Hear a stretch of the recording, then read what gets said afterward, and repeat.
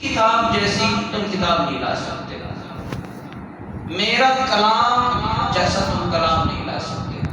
اللہ نے قرآن میں فرمایا ان سے کہیے اے نبی صلی اللہ علیہ وسلم، یہ انسان تو انسان اپنے ساتھ جنات کو بھی مددگار بنا لیں اور قرآن جیسا کوئی قرآن لے آئے، پوری کتاب جیسے کوئی ایک کتاب لے آئے۔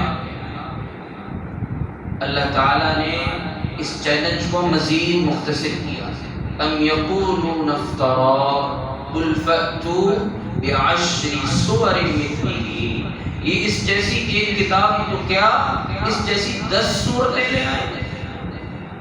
پھر اللہ نے اس چیلنج کو مزید مختصر فرمایا اور کہا وَإِن كُنتُمْ فِي رَيْبٍ مِّمَّا نَزَّلْنَا عَلَىٰ عَبْدِنَا فَأْتُوا بِسُورَةٍ مِّثْلِهِ، یہ اس جیسی کوئی ایک سورت لے آئے۔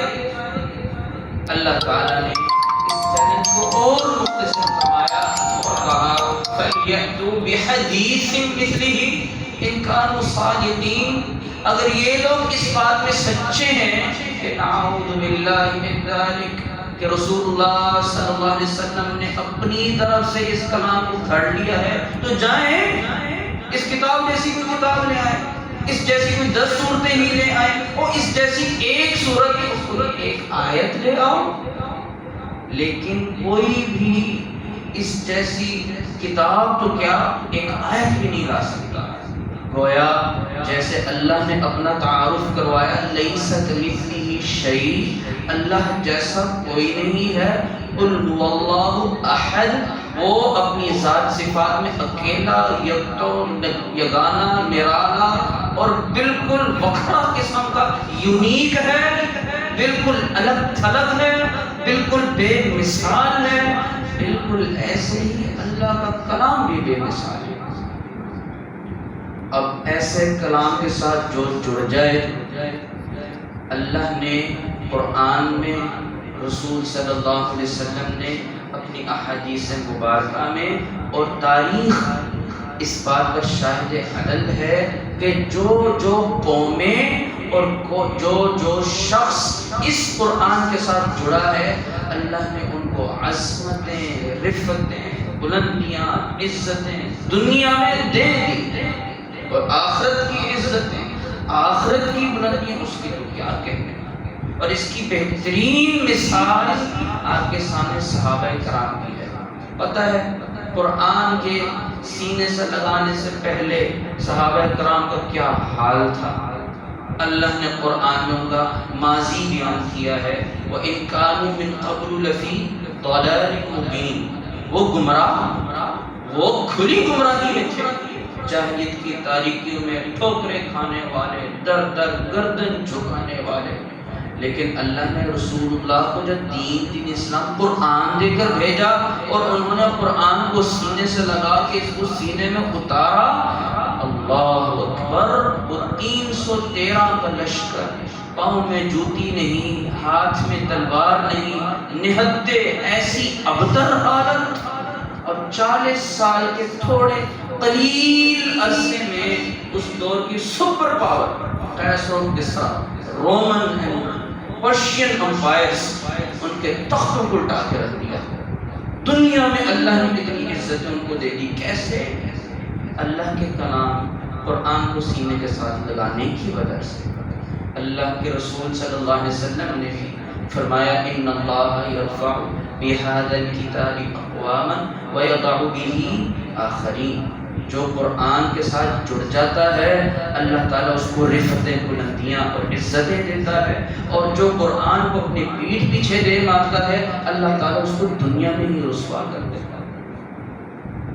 اسی لیے رسول اللہ صلی اللہ علیہ وسلم نے فرمایا خیرکم من تعلم القرآن وعلمہ، لوگ ڈاکٹرز بنتے ہیں، انجینئرز بنتے ہیں، چارٹرڈ اکاؤنٹنٹس بنتے ہیں، کیا کچھ نہیں بنتے دنیا میں، کیا کیا ترقی نہیں کر لیتے، لیکن اللہ کے ہاں اس کا مقام کیا ہے؟ خیرکم، تم سارے لوگوں میں سب سے بہترین ہو، سب سے قیمتی ہو، سب سے عمدہ ہو، سب سے نورانی چمکنے والے ہو۔ من تعلم القرآن وعلم، تم قرآن کو سیکھتے ہو، قرآن کو سکھاتے ہو۔ یہی قرآن قیامت کے دن آئے گا، اللہ تعالیٰ اس کو جسم دے گا، انسان حشر کے میدان میں اس کو دیکھے گا اور کہے گا کہ تم کون ہو جو اس تھکاوٹ میں مبتلا ہو؟ وہ کہے گا میں وہ قرآن ہوں جس کو تم دن رات پڑھا کرتے تھے۔ یہ قرآن فَإِنَّهُ يَأْتِي يَوْمَ الْقِيَامَةِ شَفِيعًا لِأَصْحَابِهِ، یہ اللہ تعالیٰ کے ہاں شفاعت کرے گا، سفارش کرے گا۔ اے اللہ اس کا اکرام کرنا، اے اللہ اس کی عزت کرنا، اللہ عزت کرے گا۔ اے اللہ اس کو بہترین جوڑا پہنا دینا، اے اللہ تعالیٰ اس کو بہترین جوڑا پہنا دے گا۔ اے اللہ اب تو اس سے راضی ہو جا، اللہ تعالیٰ اس سے راضی ہو جائے گا۔ اور کیا چاہیے؟ جہنم سے نجات مل گئی، جنت کے وارث بن گئے۔ اور پھر اللہ تعالیٰ کہے گا، نام لے لے کر بلائے گا، یقال لصاحب القرآن، آؤ بھائی فیضان ناصر صاحب تشریف لائیے، دنیا میں آپ نے مرکز النور میں تلاوت کی تھی، آج آپ جنت کے محلات میں تلاوت کریں۔ یہ رسول اللہ بھی بیٹھے سن رہے ہیں، یہ داؤد علیہ السلام بھی بیٹھے سن رہے ہیں، وہ بابا جان آدم علیہ السلام بھی بیٹھے ہیں، وہ ابراہیم، وہ اسحاق، وہ یعقوب، وہ اسماعیل جن کی آیات پڑھ پڑھ کے آپ نے آخری سبق سنایا، آج سب مجلس میں بیٹھے ہیں آپ کا وہی سبق سننے کے لیے۔ یقال لصاحب القرآن، صاحب قرآن سے کہا جائے گا آؤ اقرأ، اب قرآن پڑھو، ورتقی فی الدرجات، اور جنت کے درجات میں بلندیاں پاتے چلے جاؤ۔ اور ہاں ساتھ یہ بھی یاد رکھو، ورتل کما کنت ترتل فی الدنیا، جیسے استاد جی نے آپ کو سکھایا بلند آواز سے پڑھو، غنہ مد کے ساتھ پڑھو۔ ورتل کما کنت ترتل فی الدنیا، جیسے خوبصورتی کے ساتھ، عمدگی کے ساتھ، بنا کے، سنوار کے، یاد کر کے، محنت کر کے آپ سنایا کرتے تھے، ہاں آج بھی ایسے ہی ذرا فیضان ناصر آپ خوبصورت سا قرآن سنائیں۔ آج آپ کا جن کا آپ کلمہ پڑھتے تھے رسول اللہ وہ بھی بیٹھے ہیں، بابا جان بھی بیٹھے ہیں، ماما بھی بیٹھے ہیں، سارے نانا دادا دادی سارے لوگ بیٹھے ہیں، انشاءاللہ آپ قرآن پڑھیں گے، کیا منظر ہوگا، کیا شان ہے ایسے شخص کی۔ تو بچوں یہ تو پہلا قدم ہے قرآن کے ساتھ جڑنے کا، اور قرآن کے ابھی آپ حروف کے ساتھ جڑے ہیں۔ کس کے ساتھ؟ لیٹرز، حروف، الف با تا ثا، ان کے کلمات و مرکبات کے ساتھ جڑے ہیں، اور آپ نے کتنا اجر و ثواب کمایا، اللہ اکبر۔ ایک حدیث آتی ہے، ہم نے اپنے اساتذہ سے پڑھی، کہتے ہیں انبیاء رسول علیہ السلام کا قبر میں جو جسم مبارک ہے اس کو کیڑے مکوڑے نہیں کھایا کرتے ہیں۔ اس کے علاوہ اگر یہ شان کسی کو نصیب ہوتی ہے تو یہ ایسے شخص کو ہوتی ہے جو حافظ قرآن ہو، جس کے سینے میں قرآن ہو، کیڑے مکوڑے نہیں کھاتے اس کو۔ وہ اللہ سے سوال کرتے ہیں، اللہ اتنے جسم آئے ہم نے ان کو کھا لیا، اس کو کیسے کھائیں، اس کے تو سینے میں تیرا کلام ہے۔ قبر میں منکر نکیر سوال کرنے آئیں گے، بڑا ایگریسو ایٹیٹیوڈ رکھتے ہوئے، اٹھو اٹھو بتاؤ تمہارا رب کون ہے۔ پیچھے سے قرآن آئے گا، نماز آئے گی، اعمال صالحہ آئیں گے، اللہ ان کو جسم مبارک دے گا، اور وہ آڑ بن کے کھڑے ہو جائیں گے، اور منکر نکیر کو کہیں گے ادھر آئے ہو، کس کے پاس آئے ہو؟ وہ کہیں گے ہم سوالات کرنے آئے ہیں جناب۔ وہ کہیں گے سوال کرو نکلو، یہ ہمارا بندہ ہے۔ اللہ اکبر، ایسا پروٹوکول، ایسی عزتیں۔ تو ابھی تو حروف کے ساتھ جڑے ہیں، جبکہ قرآن کے نزول کا مقصد کیا؟ آخری چند ایک باتیں کر کے انشاءاللہ، کتاب انزلناہ الیک مبارک لیدبروا آیاتہ ولیتذکر اولو الالباب، قرآن نازل کیا گیا کہ اس میں تدبر کیا جائے، اس کو سمجھا جائے، یہ اس کا اصل مقصد ہے۔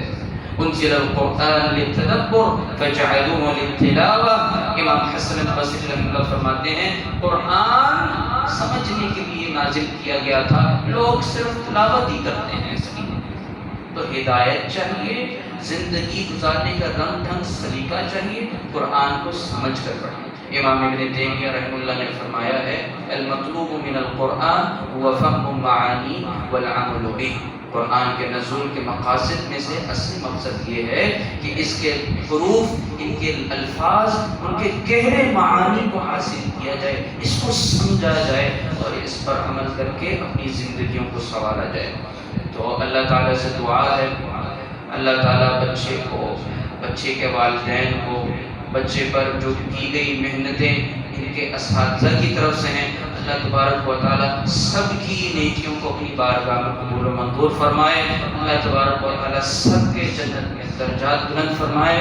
اللہ تعالیٰ بچے کے ساتھ ساتھ بچے کے والدین، بچے کے خاندان، بچے کے کلاس میٹس، بچے کے اساتذہ، سب کو آخری سانس تلک قرآن کے ساتھ صحیح معنوں میں جڑنے کی توفیق عطا فرمائے۔ اور قرآن کے ساتھ جڑنا کیا ہے؟ قرآن کی صرف سرسری قرأت اور تلاوت کرنا نہیں، بلکہ قرآن کو سمجھنا اور قرآن سے ہدایت لینا، قرآن سے عقائد نظریات سیکھنا اور اس پر عمل کرتے رہنا، اور لوگوں کو بھی اس کی دعوت دینا، وہ بھی قرآن پڑھیں، وہ بھی قرآن سمجھیں، وہ بھی قرآن پر عمل کریں۔ اللہ تعالیٰ سے دعا ہے اللہ تعالیٰ ہم سب کو قرآن کو صحیح پڑھنے اور اس پر عمل کرنے اور سب کو اس کی طرف دعوت دینے کی توفیق عطا فرمائے۔ اقول قولی هذا واستغفر الله لي ولكم ولسائر المسلمين والمسلمات سبحانك اللهم وبحمدك اشهد ان لا اله الا انت استغفرك واتوب اليك۔